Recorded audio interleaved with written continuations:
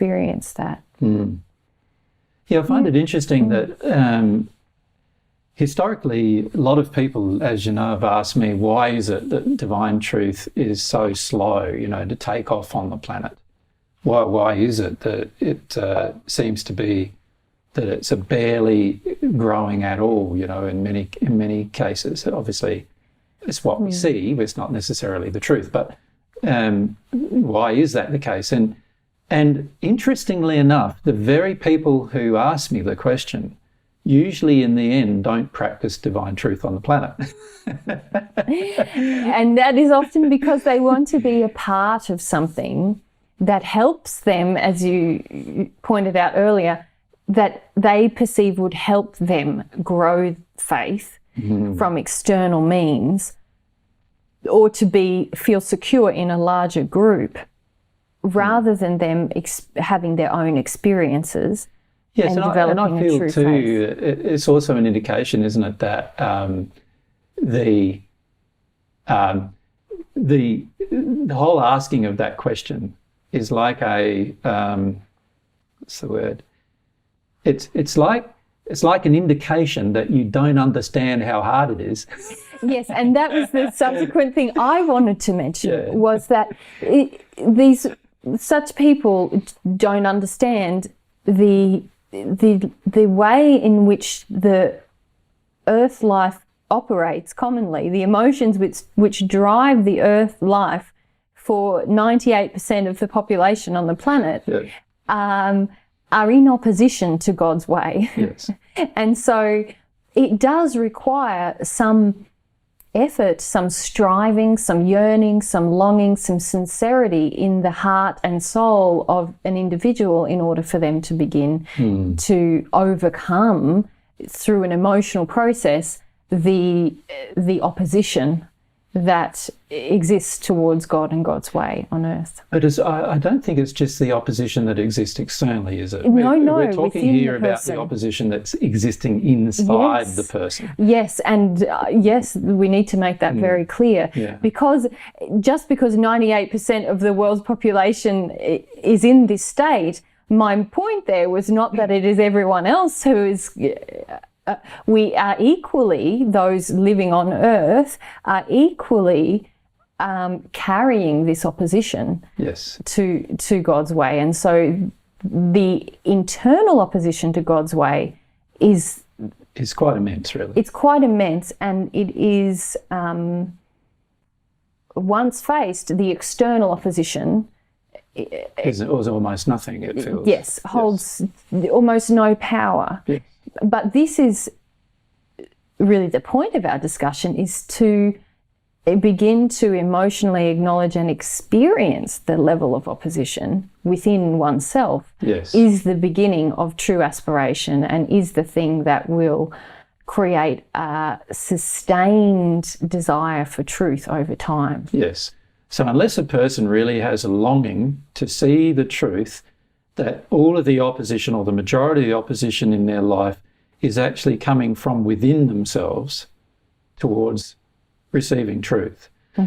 Unless they're willing to actually take some action to do something about that, to actually desire to do something about that, to change that, then it's highly unlikely there will be any real change in their life the entire time they're on earth. Yes. And in fact, if there is change, it might even be in a negative direction because of the addictions we're continually engaged as a result of opposing this natural process that God's designed. Yes, because as you've pointed out to groups in the past, it takes more and more effort to suppress the awareness that God's laws are attempting to raise within an individual. And so therefore a lot more addictive or avoidance type behaviours are necessarily engaged, which does degrade the condition of the individual. Yes. So a lot of people who talk about divine truth, who have been a part of it for a few years, also have the viewpoint that Mary and I are not doing enough to further divine truth on the planet, that the reason why it's not growing is because of us. And I feel that also to a large degree it helps them avoid the personal responsibility of the personal opposition that exists inside of them as well. And really, from our perspective, we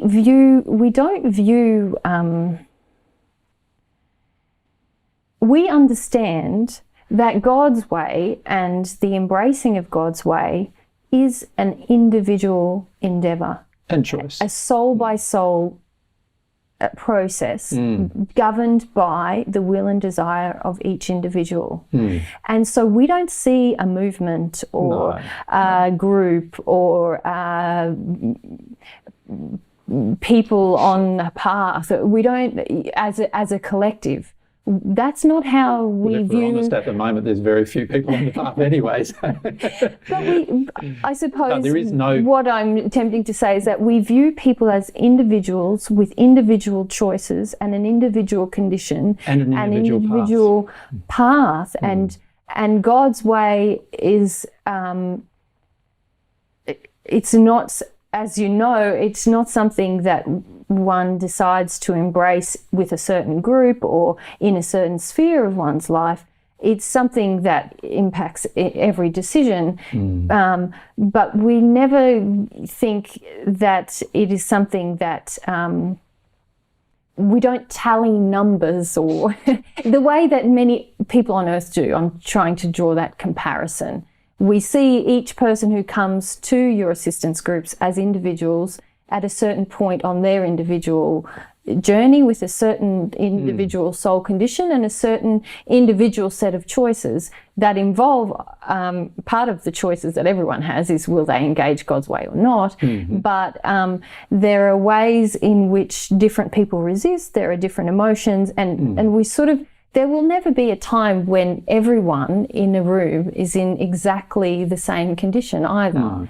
And everyone's quite emotionally unique, shall we say. Emotionally unique, and the their progress, are emotionally unique. their injuries and their openness towards God's way is individually unique. And that's It's not an open and shut door. Yeah, but even that, though, the main reason why that is the case is because of the injuries, isn't it? Like Exactly. God designed the soul so open and so willing to experience emotion. Yes. And yet, very, very, very short time, usually oftentimes before we're even born, there's already resistance to feeling it. Yes. And that's a very sad fact of humanity's choice for centuries now, millennia, which we need to also reverse. So it's like, in a lot of ways, I sort of see it like stopping a runaway train going in the wrong direction.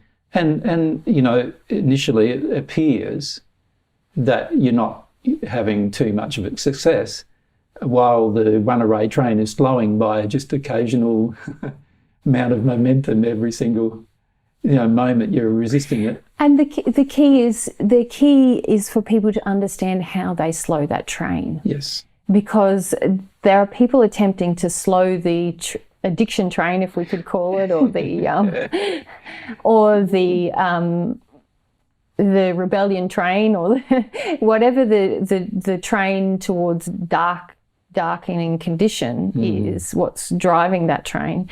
The key is to see what slows it down, because many people are just trying to do it through a force of willpower. Exactly. And that's not helping, and that's another reason why they end up feeling worse and more shut down and more sedated. And also more tired as well, obviously, because they're putting forward an effort that their soul is really saying, I don't want to make that effort. Yes. I don't see the point in that effort. No. Yeah.